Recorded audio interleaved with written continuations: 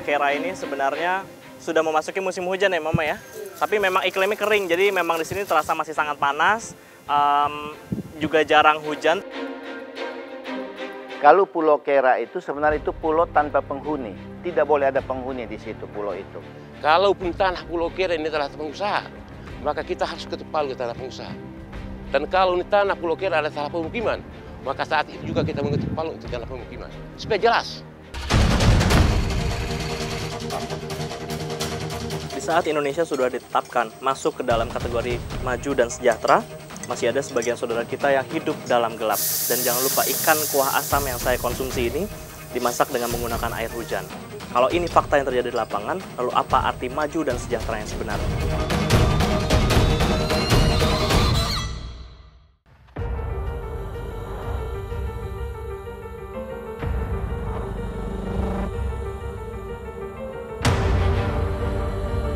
Indonesia Timur memiliki potensi kekayaan alam yang luar biasa.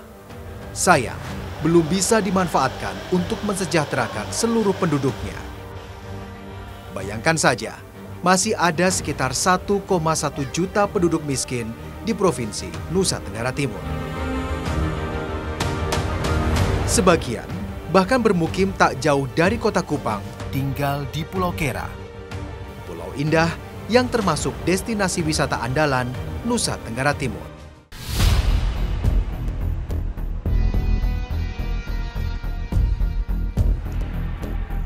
Masalah warga yang tinggal di Pulau Kera diantaranya adalah kurangnya pasokan air bersih. Tak aneh jika setiap pagi mereka pergi berperahu menyeberang ke kawasan pantai di dekat pangkalan pendaratan ikan Oeba, Kota Kupang untuk membeli air bersih.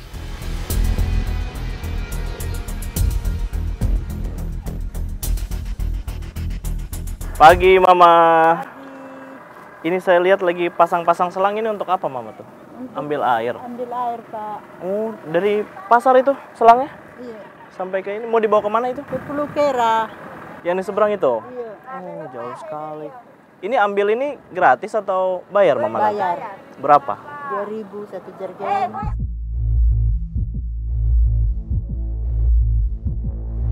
Air bersih memang sulit didapat di Pulau Kera. Warga hanya bisa mengandalkan air hujan. Itu pun tak lama karena dalam 1 tahun hujan turun 2-3 bulan saja.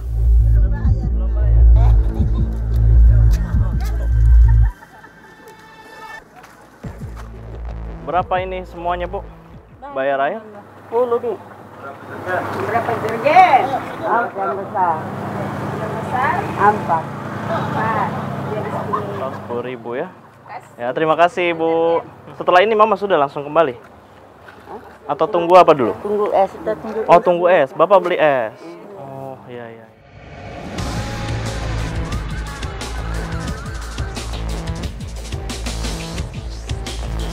Bagi warga yang tak memiliki perahu, biasanya akan menumpang pada tetangganya yang kebetulan pergi ke Oeba untuk menghemat biaya.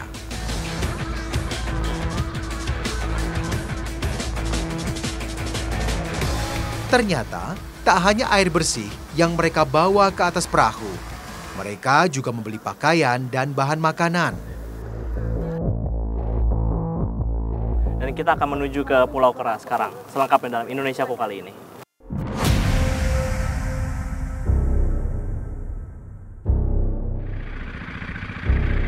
Jarak dari kota Kupang menuju Pulau Kera lebih kurang 10 km. Kira-kira 45 menit perjalanan laut dengan perahu.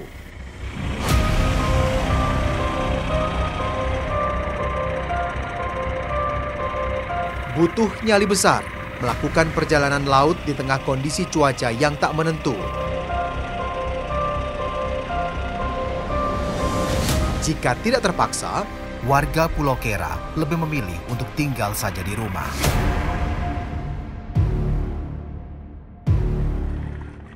Pemilik perahu berlabuh agak jauh dari pantai. Maklum saja, belum ada dermaga yang dibangun. Terpaksa, kami semua berbasah-basah turun ke laut sambil membawa barang bawaan yang cukup banyak. Pulau Kera ini sebenarnya sudah memasuki musim hujan ya Mama ya? Tapi memang iklimnya kering, jadi memang di sini terasa masih sangat panas, juga jarang hujan. Para penumpang perahu membawa seluruh barang bawaan langsung ke rumah masing-masing. Anak-anak datang menyambut dan membantu membawa barang yang lebih ringan.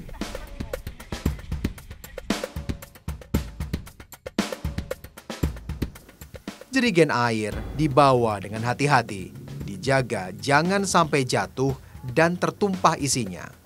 Maklum saja, air teramat berharga bagi warga Pulau Kera.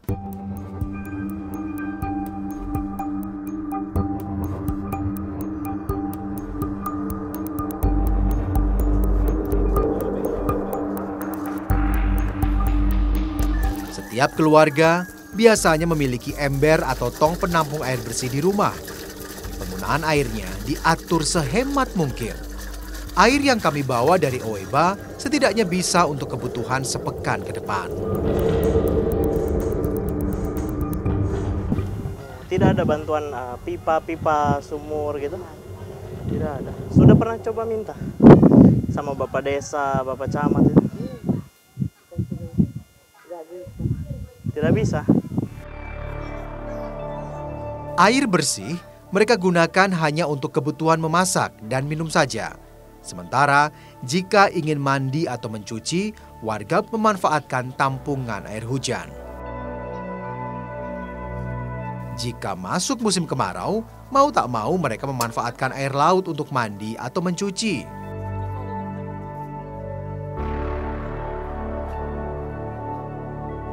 Ya, dari dulu permasalahannya tetap saja sama. Mereka sulit mendapatkan air bersih.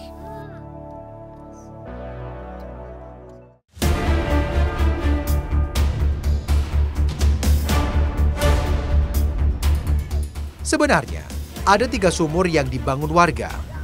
Sayang, airnya payau, terasa asin.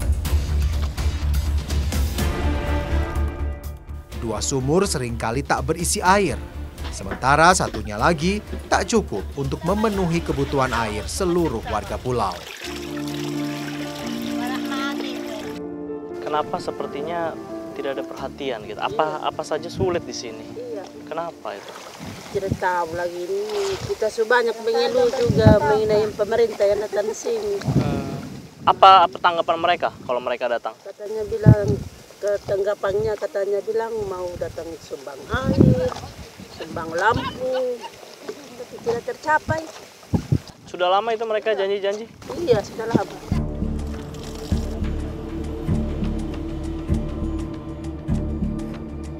Sembilan 90% mata pencaharian warga Pulau Kera adalah nelayan.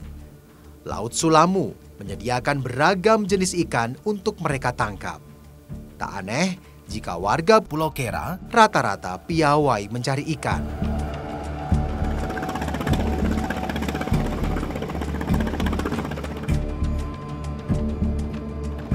Saya lalu mencoba peruntungan dengan ikut memancing bersama Boy dan Jadung. Semoga saja banyak ikan yang kami dapat. Perahu terus saja melaju. Sementara Boy dan Jadung berulang kali menarik dan mengulur tali pancing mengincar ikan-ikan besar. 1 atau 2 ekor ikan besar cukup untuk menutup biaya bahan bakar perahu. Jika mendapat lebih banyak ikan, tentunya akan ada uang yang bisa dibawa pulang. Setelah beberapa jam melaut, umpan di tali pancing dimangsa ikan.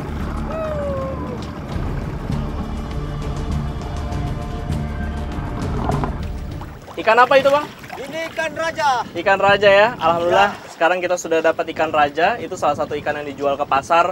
Dan karena ukurannya besar juga lumayan diperhitungkan di pasar. Semoga bisa balik modal, ganti BBM, ganti waktu yang terbuang. Karena 3 jam kita baru dapat 1 ikan. Kami kemudian memutuskan untuk pulang, melanjutkan mencari ikan sepertinya percuma di tengah kondisi cuaca yang kurang mendukung.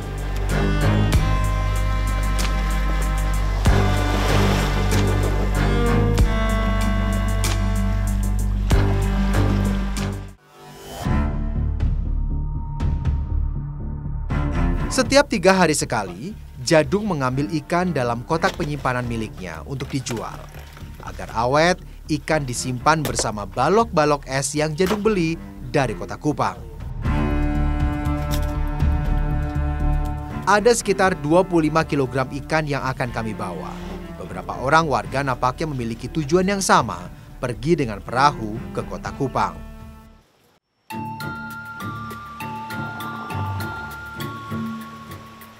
Pulau Kera jaraknya begitu dekat dengan ibu kota provinsi.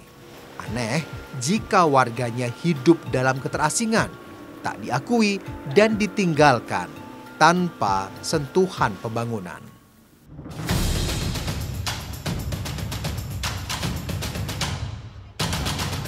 Sesampainya di pantai, kami langsung menurunkan ikan yang hendak dijual di pangkalan pendaratan ikan Oeba. Jadung lalu mencari lokasi yang strategis untuk menarik perhatian para pembeli ikan. Pembeli yang datang langsung menawar ikan milik Jadung. Sayang, harga yang ditawarkan terlalu murah. Jadung terpaksa menolak.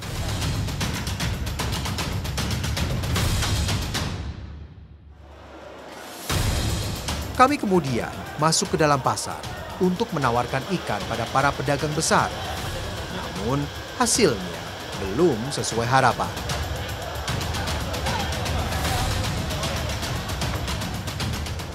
Menurut taksirannya Pak Jadung, ini kalau kita jual semua sekitar 400.000. Tapi tadi kita di luar ditawar 200 sampai 220.000, dan itu nggak balik modal ya Pak. Kita berharap setelah dimasukin ke pasar ikan, dijual satuan, nanti hasilnya lebih dari 400.000 supaya nanti Pak Jadung sama istrinya bisa beli sembako.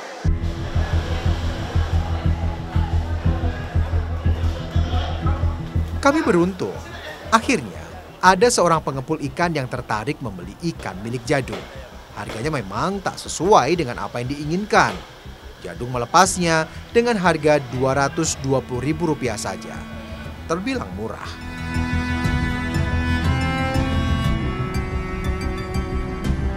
Mau bagaimana lagi, daripada ikan tak laku, Jadung akan semakin merugi.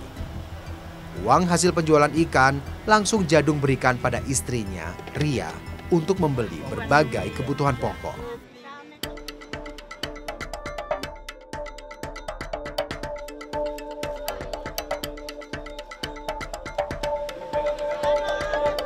Ria kemudian membeli beras, sayur, dan lauk pauknya.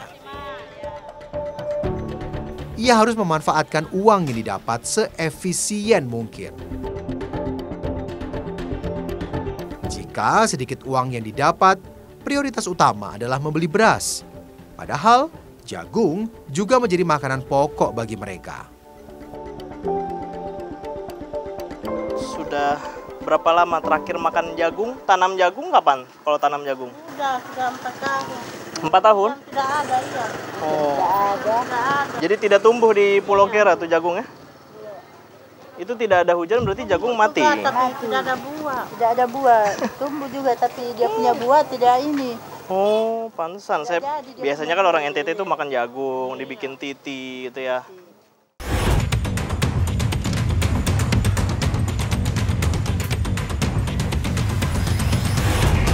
Berarti dari 2018 sudah daftar, tidak ada KTP, tapi Ibu ikut pencoblosan waktu itu?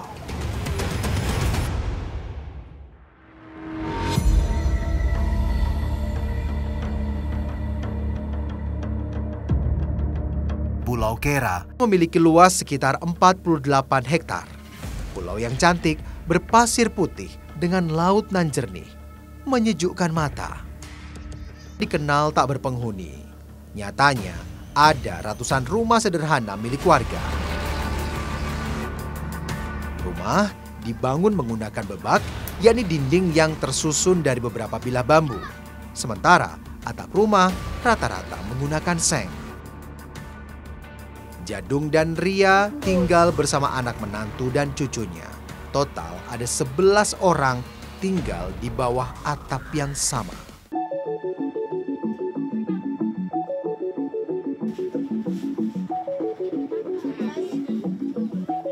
Setiap keluarga baru di pulau tak ada lagi yang berani membangun rumah. Mereka takut berurusan dengan hukum karena dilarang membangun rumah di wilayah konservasi. Anehnya, meski tak diakui ada, mereka selalu diikutkan dalam pesta demokrasi. Aneh.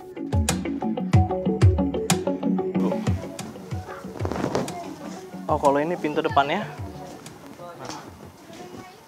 Ini berarti Ibu ikut pemilu waktu Bupati kemarin? Ikut ya? Emang Ibu punya KTP? Tidak ada. Kok bisa ikut ini? Separuh juga kita sudah urus juga Pak KTP, tapi belum tahu. Ibu sudah pernah daftar gitu? Ya, sudah. Ke siapa? Ibu RW, Pak RW. Sudah didata? Tapi tahun kapan itu Ibu daftar? Tahun berapa? Tak bisa. Sudah lupa juga. Berapa tahun itu tidak jadi-jadi KTP? Kali 2 tahun. 2 tahun? 2 tahun. Nah, 2 tahun? Berarti dari 2018 sudah daftar, tidak ada KTP? Tapi Ibu ikut pencoblosan waktu itu? Ikut? Petugasnya sudah datang ke sini juga? sudah. Wah, aneh ya? Bisa ikut pemilu nih? Ikut pemilu di sini juga. Pemilu di Ada TPS-nya di sini ya? TPS di sini.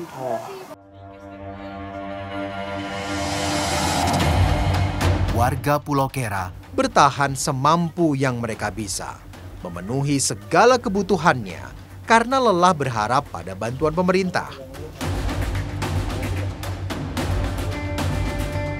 Untuk kebutuhan penerangan ratusan rumah, mereka mengandalkan 3 unit mesin dinamo penghasil listrik. 2 di antaranya kini dalam kondisi rusak. Permisi Pak, ini dinamo yang buat rumah-rumah itu ya? Ya, Ada berapa rumah nih Pak yang tersambung mesin? ada sekitar 80-an rumah. 80? Ini kondisinya lagi jalan atau rusak nih Pak? Ini lagi rusak, saya lagi cari di mana yang tempatnya rusaknya ini saya cari. Ini terbuka gini karatan lagi.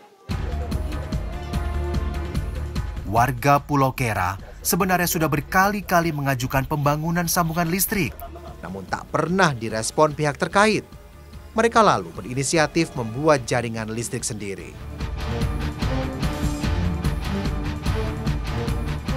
Waduh, ini juga nih bahaya nih Pak. Ini sebenarnya berbahaya ya. Tidak hanya kalau siang mungkin aman gitu, tapi kalau malam ketika dinamonya sudah dinyalakan selepas malam, ini sangat berbahaya karena kondisinya terbuka, diikat menggunakan plastik dan juga kawat seadanya. Apalagi berada di dekat penampung air, dekat juga dengan sekolah tempat anak-anak bermain. Jadi resiko untuk siapapun yang lewat di daerah sini gitu.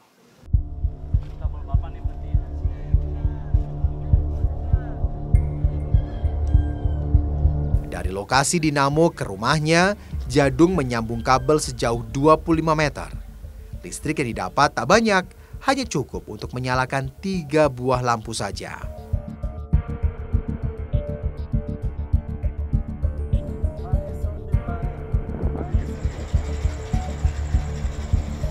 Tak semua tempat di rumah Jadung bisa diterangi nyala lampu.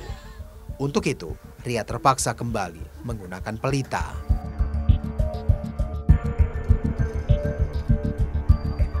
Beraktivitas dalam gelap seakan sudah menjadi bagian dari keseharian warga Pulau Kera. Miris, sudah 2 generasi mereka hidup tanpa pasokan air bersih dan aliran listrik.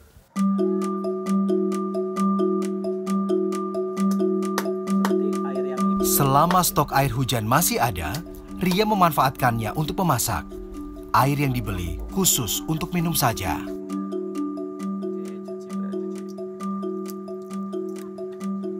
Malam ini, tak banyak makanan yang bisa disajikan Ria. Ia hanya memasak ikan kuah asam dengan kuah yang banyak agar seluruh penghuni rumah mendapat bagian.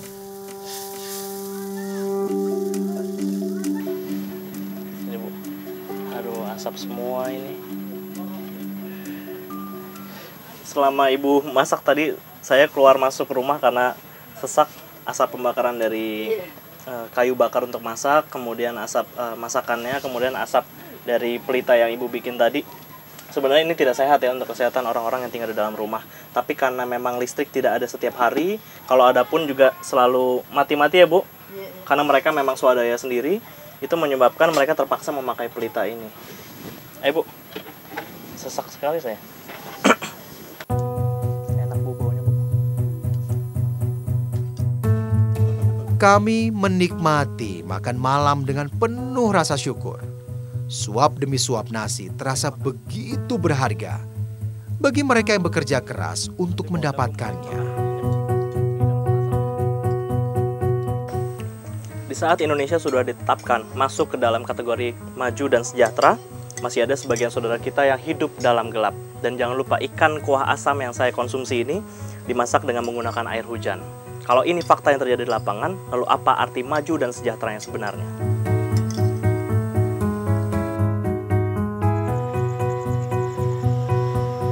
Entah sampai kapan kegelapan menyelimuti Pulau Kera, sementara nyala lampu kota Kupang terasa begitu dekat di mata.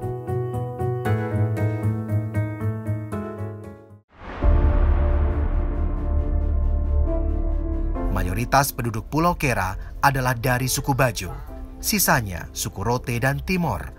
Mereka sudah puluhan tahun menetap di Pulau Kera.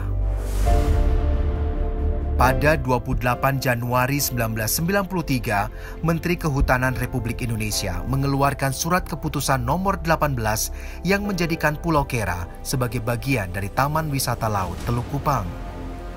Dampaknya, tidak boleh ada pembangunan infrastruktur jalan dan bangunan di Pulau Kera.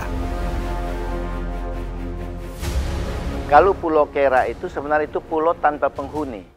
Jadi yang tinggal situ sebenarnya bukan masyarakat miskin, tapi mereka itu hanya transit. Jadi mereka itu masyarakat transit. Itu bukan tempat dan itu tidak ada orang, tidak boleh ada penghuni di situ pulau itu. Hanya itu transit. Cuma mereka sering mencari ikan, mereka adalah nelayan, maka mereka tuh mampirnya di situ. Akhirnya mereka bikin gubuk-gubuk. Seperti orang di sawah ada saung kecil untuk sawah. Nah itu kira-kira itulah Pulau Kera yang seharusnya itu tidak boleh ada penduduk di situ. Faktanya, sudah lama Pulau Kera menjadi rumah bagi sekitar 100 kepala keluarga dengan total penduduk 500-an jiwa. Pulau Kera bahkan menjadi tanah kelahiran dari anak-anak mereka. Tak mungkin rasanya jika harus ditinggalkan tanah yang telah diwariskan para pendahulu mereka. Kita ambil contoh kemarin. Kemarin itu tanpa keluh kesah kita. Tiba-tiba kita ditawarkan dengan tenaga surya 116 unit. Alhamdulillah kita semua merasa senang. Nah setelah barang itu disetujui oleh pemerintah Sulamu, Kelurahan Sulamu, tiba-tiba barang itu tidak jadi dengan alasan bahwa Pulau Kera belum pernah diakui. Keberadaan warga yang bermukim memang tidak diakui pemerintah setempat. Hak untuk mendapat pelayanan administrasi kependudukan, pendidikan, dan kesehatan tak pernah mereka dapatkan. Tak heran jika hampir seluruh warga tidak memiliki kartu tanda penduduk. Anak-anak lahir tanpa akte kelahiran. Harapan saya ke depan, pemerintah pusat dan pemerintah daerah, mari sama-sama kita ke Pulau Kera untuk menyelesaikan masalah Pulau Kera. Masalah pemukiman. Kalaupun tanah Pulau Kera ini adalah pengusaha, maka kita harus ketuk palu ke tanah pengusaha. Dan kalau ini tanah Pulau Kera adalah tanah pemukiman, maka saat itu juga kita mengetuk palu untuk tanah pemukiman. Supaya jelas. Warga Pulau Kera hanya bisa berharap ada solusi bagi permasalahan yang mereka hadapi. Jangan biarkan mereka terus hidup dalam kekhawatiran, terasing di negeri sendiri tanpa uluran tangan pihak yang berwenang.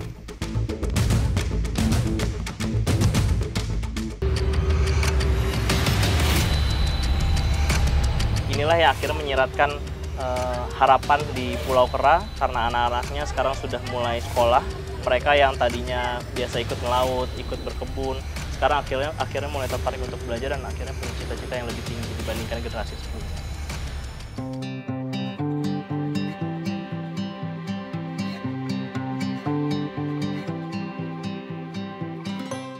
Setiap keluarga di Pulau Kera ingin anaknya mendapat pendidikan yang layak.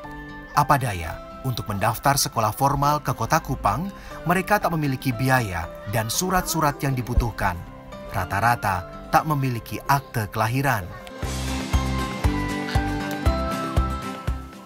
Di Pulau Kera tidak ada sekolah, yang ada hanyalah sebuah kelas jauh dari madrasah yang afiliasinya ada di luar pulau, dan itu pun untuk kelas 1, kelas 2, kelas 3, dan kelas 4. Mereka berada di ruangan yang terpisah untuk belajar, dan semua gurunya juga berasal dari luar pulau. Kita akan menuju ke salah satunya di ruangan yang luar ini.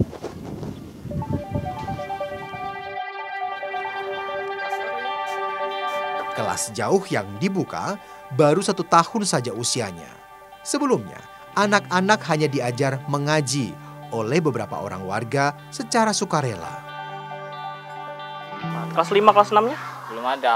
Belum ada. Kemarin 1, 2, 3 dulu karena sudah ada kenaikan kelas. Baru ada kelas 4. Sebenarnya dulu saya yang mengajar itu masih non formal, Pak. Alhamdulillah dari tahun kemarin ada yang mengakui kita dari Minsulam ini. Berarti selama non formal itu artinya apa tuh, Pak? Tidak ada seragam kah? Enggak, tidak ada kurikulum? Kayak ya baju sopan lah.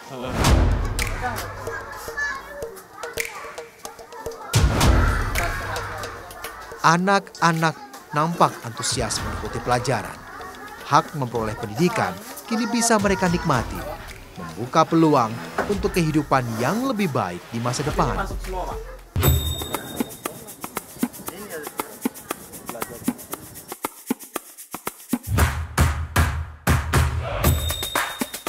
Kelas 2 belajar di dalam bangunan masjid sejak pukul 7 hingga pukul 12.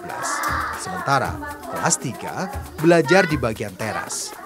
Anak-anak belajar dengan fasilitas seadanya. Buku-buku jumlahnya masih terbatas. Begitupun alat tulisnya.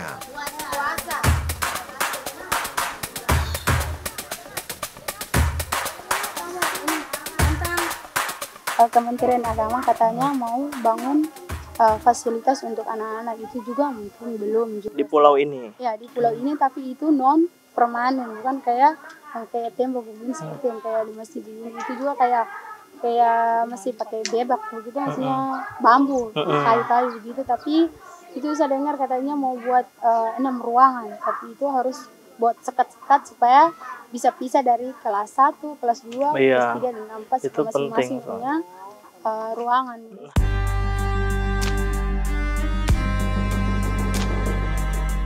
Mata pelajaran yang diajarkan mengacu pada kurikulum madrasah dari Kementerian Agama.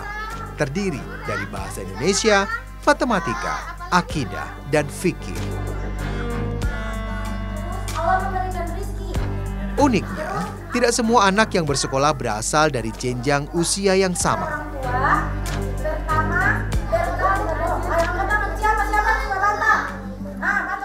Jadi Arjuna dan Ita ini sebenarnya adalah 2 bersaudara. Dari berapa bersaudara kamu total? Adiknya ada berapa? Dari 7. 2 bersaudara dari 7 anak.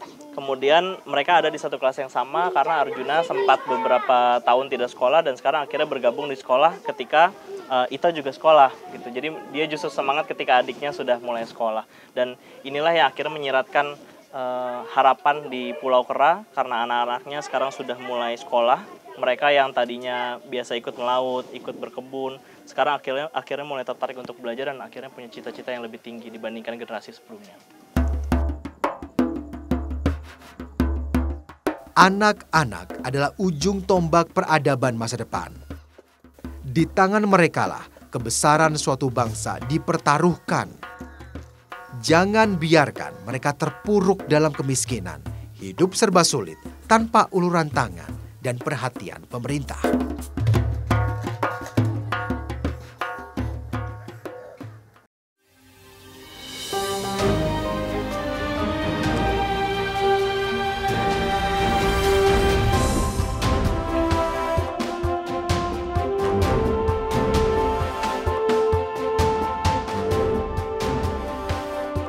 Pemirsa, di balik kepadatan kota Jakarta, di sini saya masih melihat banyak sekali warga yang hidup di bawah kolong jembatan. hingga pukul 3 sore kami masih belum sampai di Desa Kanike. Ini adalah sungai yang biasa dilewati menjadi jalur utama warga untuk menuju dan keluar dari Desa Kanike. Tadi sampai ke Dusun Pol kurang lebih jaraknya sekitar 6 sampai 7 km lagi, tapi di tengah jalan kami tiba-tiba terkendala oleh hujan.